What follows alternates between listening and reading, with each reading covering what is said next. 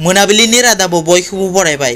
गिबि निउज आपडेटआव दङ क'क्राझाराव न' बां सिफायनायखौ लानानै दुंहाव थासारि।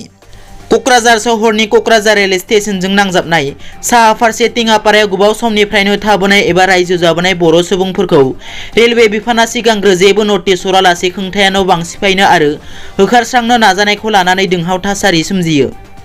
दुखुथिया सुबुंफोरा फोरमायनाय बादिब्ला 3 बोसोर सिगांबो न' बां सिफायखांबाय। बेनि उनाव ओनसोलनि सुबुंफोरा BTCनि बारग'थि फाग्रामा महिलारिनो आर'जलाइ गथायदोंमोन। नाथाय आर'जलाइखौ आजावनायनि उनावबो जेबो दायथ' लायासै आरो गौरां फरेस्ट कल'नियाव दोनहैनायनिबो खोथा होदोंमोन हाग्रामा महिलारि बिथाङा। नैथियाव दङ बड'फा एकाडेमि आरो शंकरदेव शिशु निकेतन फरायसालिया अर खामनानै सेवहांगार। बाक्सा जिल्लानि बेन्दोङाव थानाय सालबारि महकुमानि सिङाव बड'फा एकाडेमि आरो शंकरदेव शिशु निकेतन फरायसालिखौ सोरबा सिनाय मोनै दुथाङा सावना गालांदों। मख'नो गोनांदि फरायसालिखौ सावना होनायाव गोबां फरायसालिनि गोनांथि, फरायसाफोरनि गाननाय जोमनाय, लेखा बिलाइ, गोनांथि मावख'नि लेखा बायदि बायदिफोरा खामना सेवहांगार जायो। खमैबो 1 लाखनि सायाव मुवा बेसाद खहा जादों होनना फरायसालिनि गरायं चन्दन मुसाहारिया गोथौ दुखु मोननाय फोरमायनायजों लोगोसे दायनिगिरिखौ थाबैनो हमना साजा होनो खावलायदों। थामथियाव दङ क'क्राझाराव राजधानी एक्सप्रेसआव अर खामदों।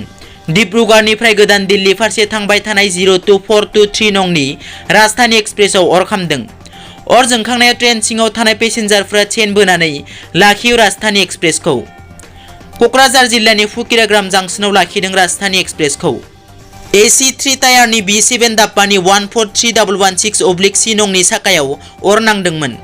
मख'नो गोनांदि बे जाथायाव रावबो जेबो जोखोम जायालासेनो रैखा खालामनो हायो आरो जायगानि RPF, GRPF आरो अर खोमोरग्रा हानजाया अरखौ खोमोरनो हायो। अर खोमोरनायनि उनाव फिन 11 रिंगा 6 मिनिट समाव गावनि थि जायगा फारसे राजधानी एक्सप्रेसआ थाङो।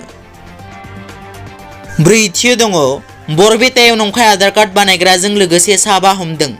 आफां आसाम बरपेटा जिल्लायाव नंखाय आधार सेन्टार बरपेटा पुलिसा संदाननानै हमनो हादों आरो साबा नंखाय आधार कार्ड बानायग्रा दायनिगिरिफोरखौ हमनो हादों।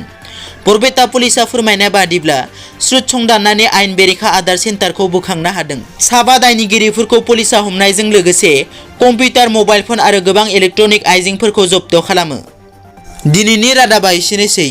नोंथांमोना जुदि आंनि चेनेलखौ दासिमबो साबस्क्राइब खालामाखै, अन्नानै साबस्क्राइब खालाम। गोजोन्थों।